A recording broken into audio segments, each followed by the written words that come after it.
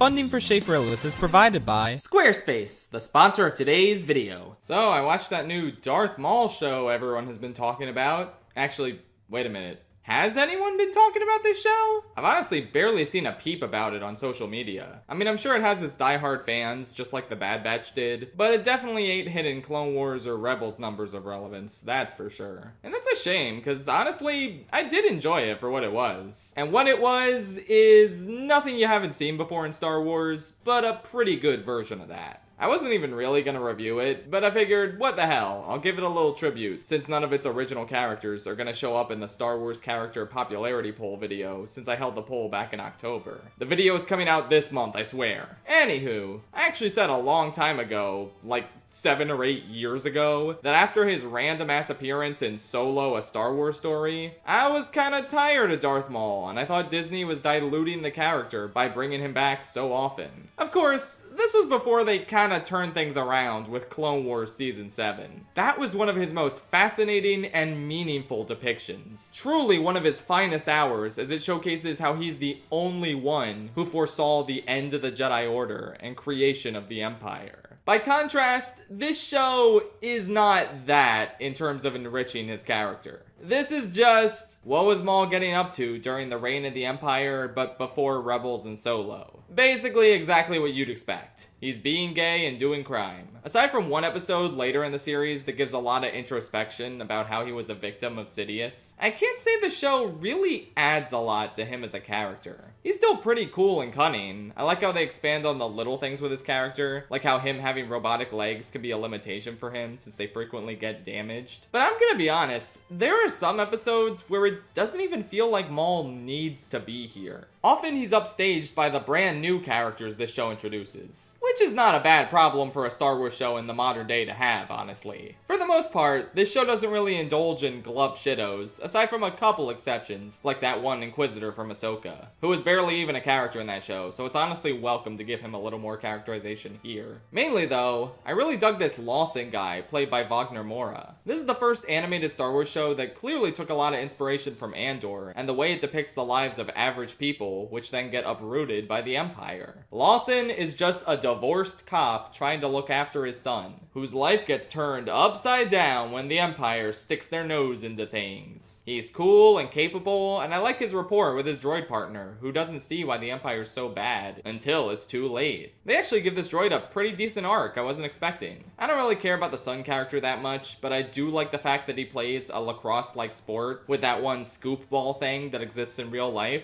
I caught that. It was a way of canonizing the one scoop ball thing that showed up in the background of Anakin's house in Phantom Menace. See, that's a cute and unobtrusive Easter egg I can get behind. I also like this one crime lord who's just a little guy. Just like a goofy little wisecracking silly dude. He sticks around way longer than expected and always threatens to be annoying, but I will not lie, I was always endeared by him. He specifically reminds me of Fast Tony from Ice Age 2: The Meltdown. I know that seems like a really random character to bring up, but real Grievous and Sid heads know that the Star Wars and Ice Age franchises are interlinked. On the more negative spectrum, I really didn't care about these two Jedi we follow. First of all, wow, it's Jedi running from stormtroopers during Order 66. Wow, never seen that one before. Obviously, they're setting up the apprentice Jedi learning the ways of the dark side from Maul, but they really drag this arc out across the season when you can see the Master's death coming from a mile away. It feels like there's an interesting story to tell here with Maul training this girl, but this season is kind of just nothing but setup for that relationship.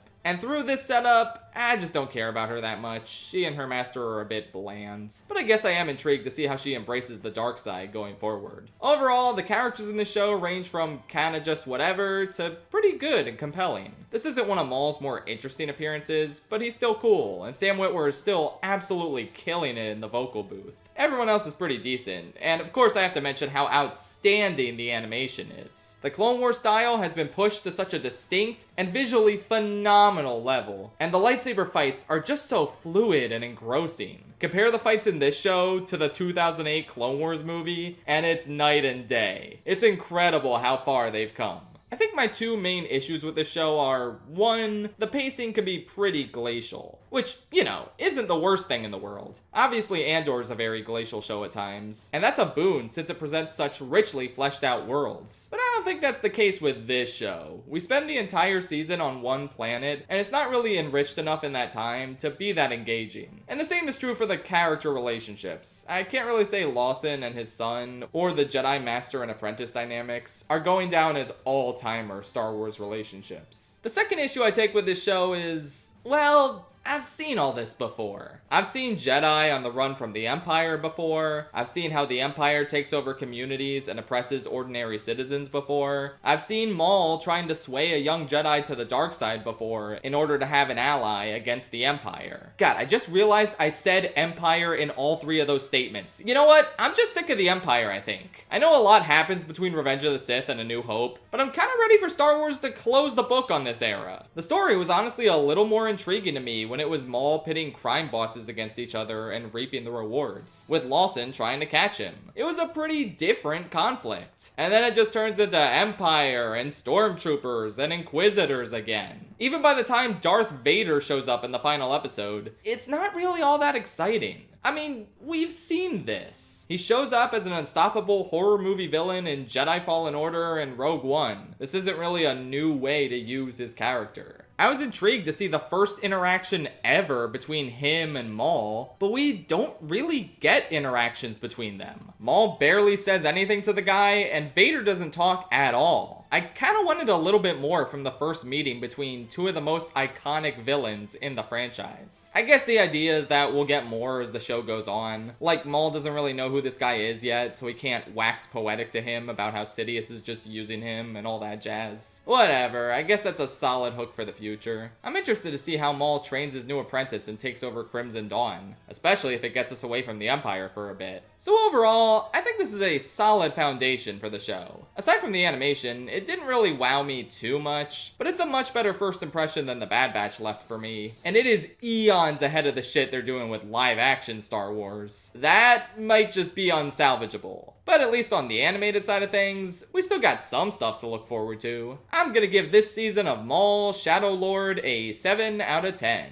I really didn't need it in my life, but I guess I'm glad it's here. And you're gonna be glad to hear about how easy it is to make a website with the sponsor of today's video, Squarespace. Become my apprentice and learn to use the tools on Squarespace's site to make beautiful looking websites. It'll be cool, let me tell you about it. Squarespace is a wonderful online website builder that enables you to create beautiful websites for your business or personal hobby. I adore how easy they make it to showcase your expertise and engage clients with video content on your website. You can make stunning video libraries and even monetize your content by adding a paywall. Perfect for online courses, exclusive tutorials, and premium workshops. If you want to get discovered fast, that's where integrated Squarespace SEO tools come in. Every website is optimized to be indexed with meta descriptions, an auto-generated sitemap, and more, letting you pop up more often on search engines and attract way more customers. Squarespace also offers lots of built-in donation tools. You can create a professional, on-brand website that makes it easy to accept one-time or recurring contributions, and engage your supporters. Use built-in email campaigns and marketing tools to connect with your community and inspire more people to support your cause. Check out squarespace.com/ShayFrillis for a free trial. And when you're ready to launch, use promo code ShayFrillis to save 10% off your first purchase of a website or domain.